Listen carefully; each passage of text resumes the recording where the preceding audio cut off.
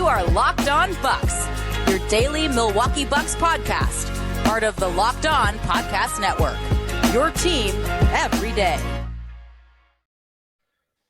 You are Locked On Bucks. My name's Kane Pittman. You can see and hear me on this show Monday to Friday, and also follow my work over at ESPN. Alongside me, the founder of brewhoop.com and longtime voice of the podcast, Frank Madden. For today's episode that's brought to you by FanDuel Sportsbook, official sportsbook of Locked On. Make every moment more. Visit FanDuel.com/Locked On today to get started. As always, we thank you for making Locked On Bucks your first watch or listen of every weekday right through the offseason. FIBA World Cup just around the corner as well. Giannis isn't going to be there, but there will be a couple of familiar faces for Bucks fans. So we appreciate the support. Drop a like, a comment, rate, review, do all those things because it's free to do, and it really helps the show.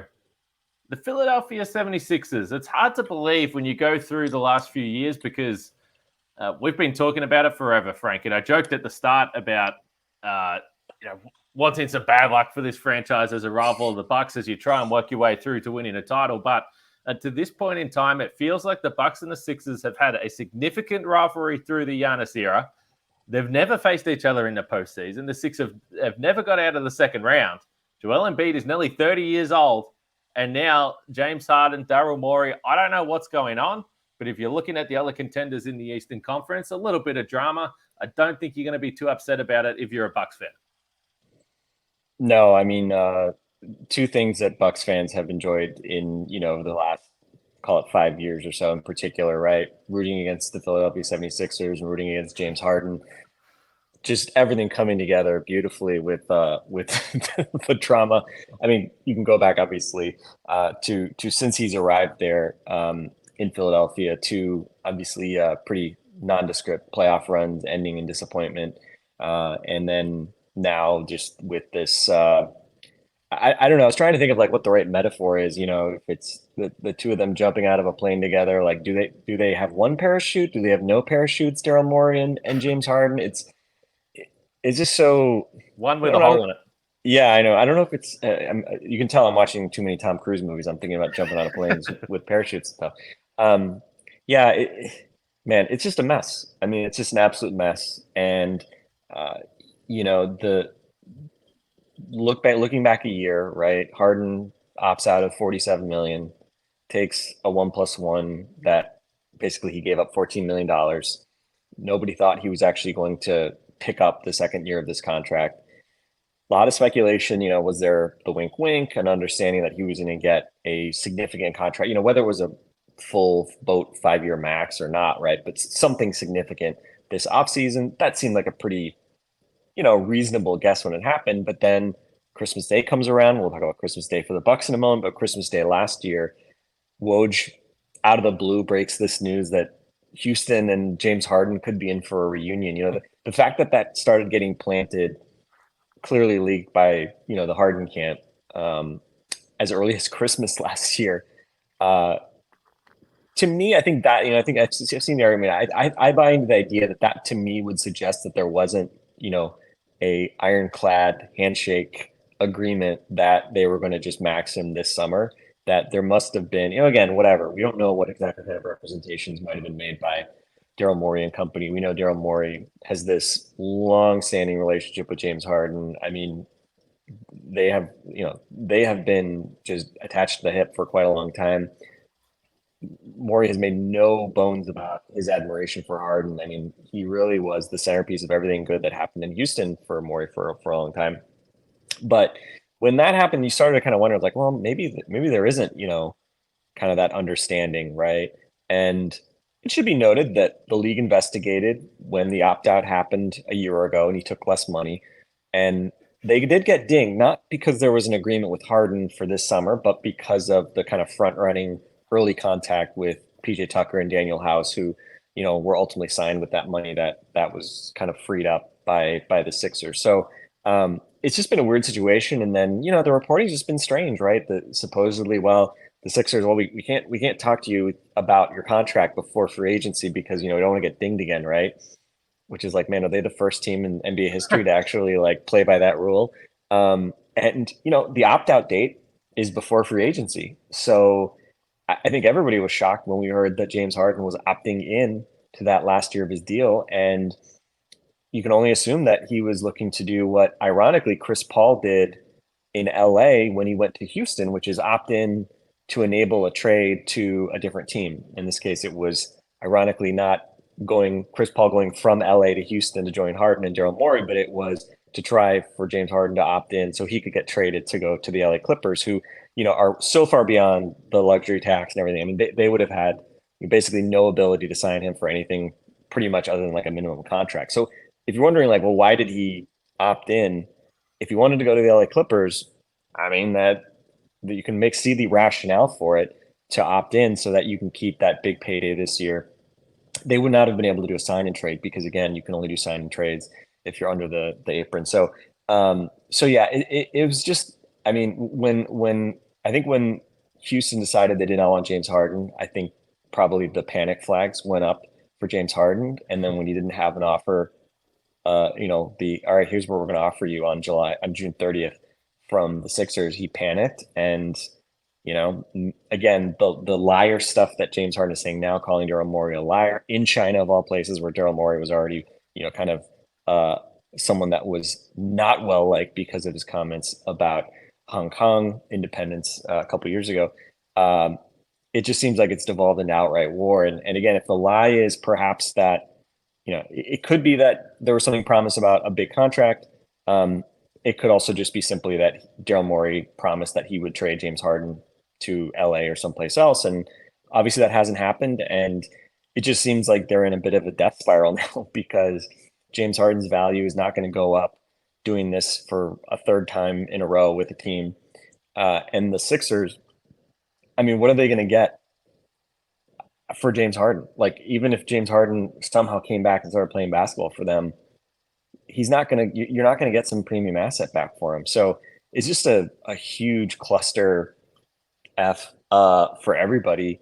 And it just seems like we've reached this mutual assured destruction phase. And obviously without James Harden, can the Sixers contend for a championship? I don't really think so. Could they contend with James Harden?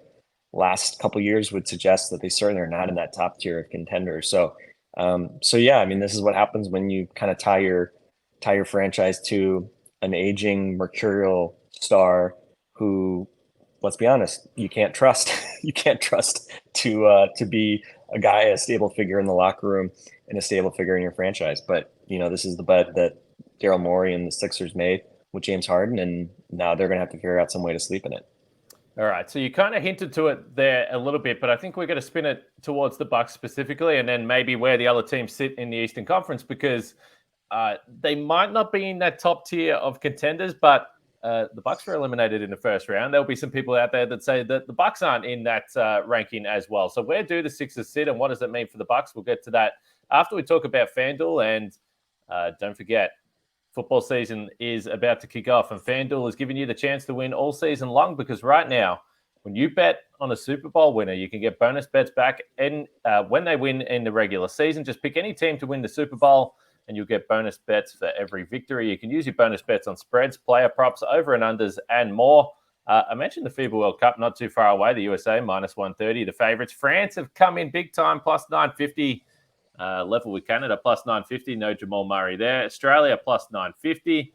Jock Landale, big injury just a few hours ago. Tough blow for the Aussies. But you can go to FanDuel.com/LockedOn and start earning bonus bets with America's #1 sportsbook. That's FanDuel.com/LockedOn. FanDuel, official partner of the Locked On Podcast Network. All right. I asked our listeners, Frank, what teams do you want to hear me do a preview with? And Boston Celtics was high up on the list. So we're going to have a Boston Celtics podcast coming up because they did have some change. Kristaps Porzingis comes in. Malcolm Brogdon unhappy, maybe. We'll see where the Boston Celtics are at. But speaking of contenders, the Philadelphia 76ers. So obviously we know they haven't left the second round or gone beyond the second round in the postseason. Naturally, there's some luck involved with that.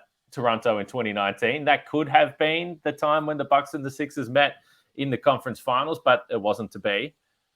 But nonetheless, they are a team that over the years, in stages, have given the Bucks some real troubles. And if they were to face in a postseason series, I'm not sure who wins depending on the year. Embiid, healthy Brook Lopez, health of Giannis, these types of things. But even though the Sixers haven't been able to get to that stage, they still strike me as a team that would bring some fear with it in a postseason series, because maybe it's because of the talent of Joel Embiid, but maybe it's just from the fact that you don't want to lose to the Philadelphia 76ers. So with the James Harden situation, you already referenced you don't think that there's going to be a trade, or let's face it, this certainly doesn't help his trade value at this point in time when you look at the history of James Harden. Tyrese Maxey seems like a player they've put a lot of faith in moving forward to take another step, and maybe that's why they would be happy to get some value back in a James Harden trade.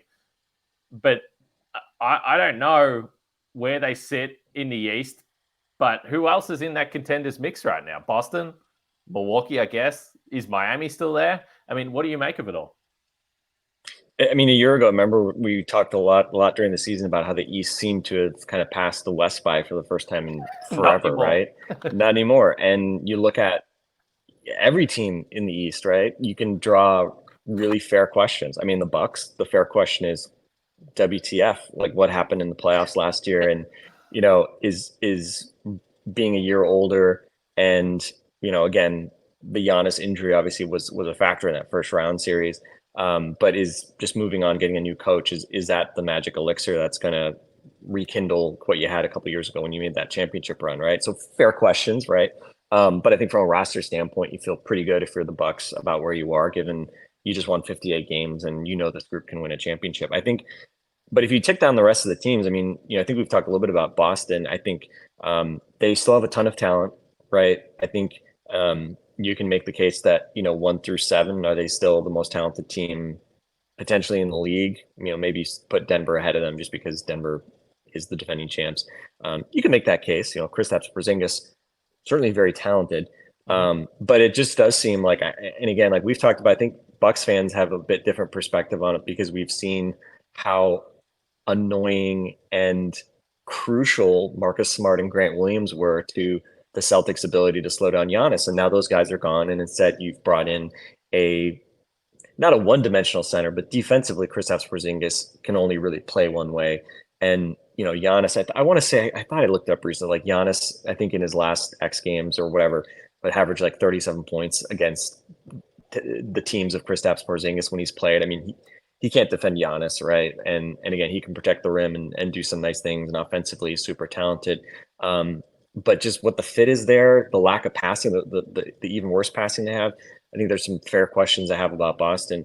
But I think Boston and the Bucks, I think at this point, are still, you would say, they were the class of the East last year. I think they still are the class of the East from like a regular season perspective.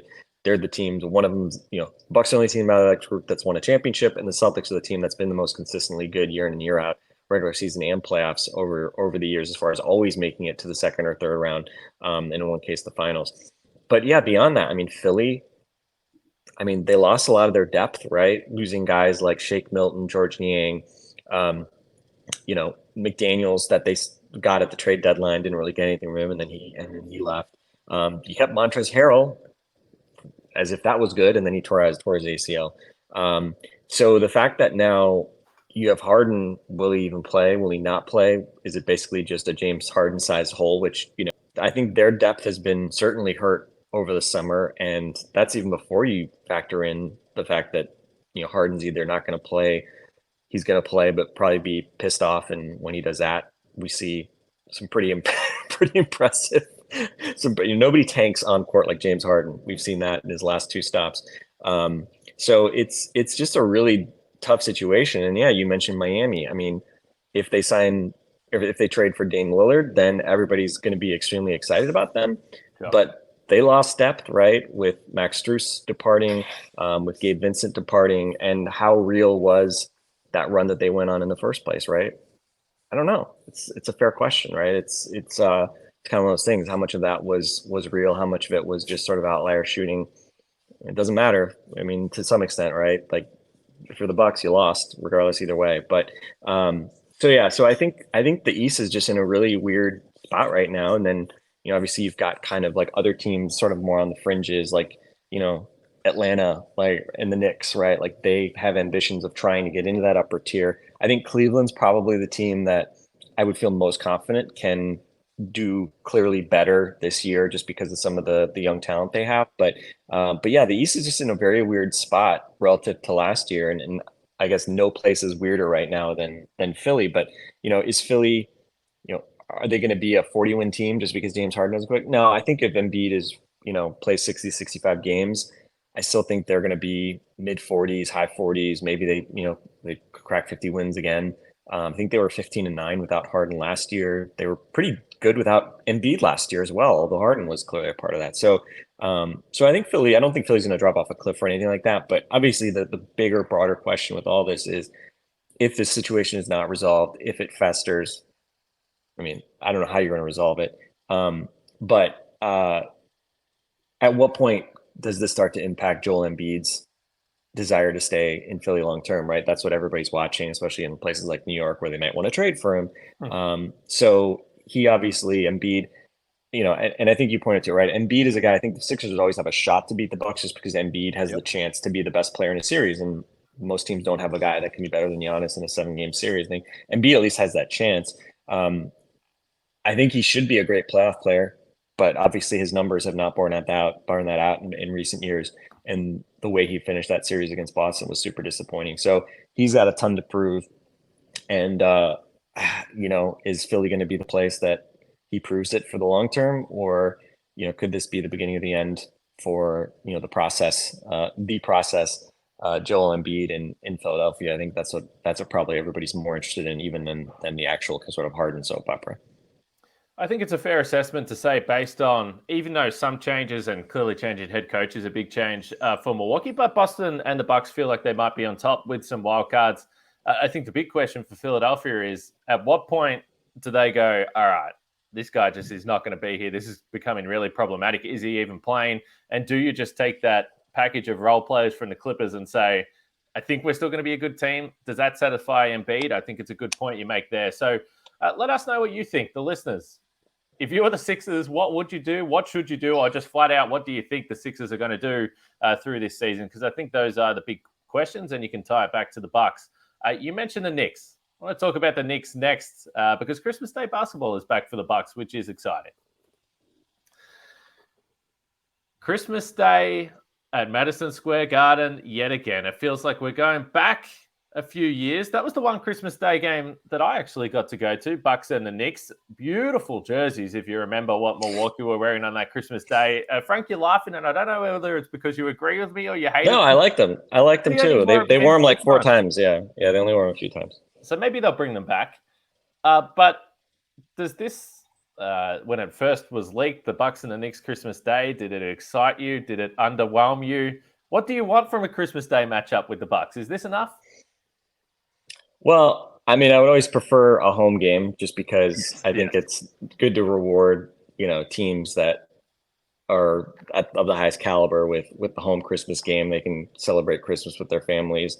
And those of us in Milwaukee on Christmas actually at least have a chance to go to the game. Yes. So I think that was probably the only real disappointment. The irony is I like that first year, but a lot of people are like, oh, well, we had the first year, right? The Knicks weren't good that year. It was like, oh, the Knicks always get a Christmas Day game, whatever. And some people were asking about that. Hey, I'm fine with it. I was confident the Bucks are going to win that game. Yeah. Get a Bucks win on Christmas, spending time with your family. You don't have a disappointing Bucks performance like we've seen in that Philly game and the Boston game last year. Those kind of put a downer on Christmas. So I'm totally fine. I should be saying I want the best possible matchup to get the best game. The Christmas game against Boston was sort of the best of both worlds. Home game, great opponent, and you get an exciting win. But most times, you don't necessarily get all those things. So I'm okay getting just sort of lower quality opponent on Christmas that you feel like you can beat. And then, I can eat we do basically Thanksgiving dinner on Christmas typically. So I can eat my turkey and mashed potatoes and kind of just drift off to sleep knowing that my team, even if it's an afternoon game that we got to win. So I was okay with that Knicks game a few years ago. MSG, obviously a great venue for a Christmas Day game. And the Knicks, are pretty good now, right? I think they have ambitions of trying to kind of talk themselves into the fact that they could be, a top 4 seed, that they could be a team that goes beyond the second round. I don't know. It's still kind of hard for me to look at that team and the talent and say that they're gonna stack up with teams like the Bucks and the Celtics in the big picture, just because they don't have that top end superstar talent the way those other teams do. But they certainly are talented and deep enough to be problematic. And on any given day, right? Certainly they can cause problems and beat you. So yeah, I mean, I'm disappointed that it's not going to be a home game. But if you're going to go on the road anywhere, I suppose MSG is as cool a place to play as any.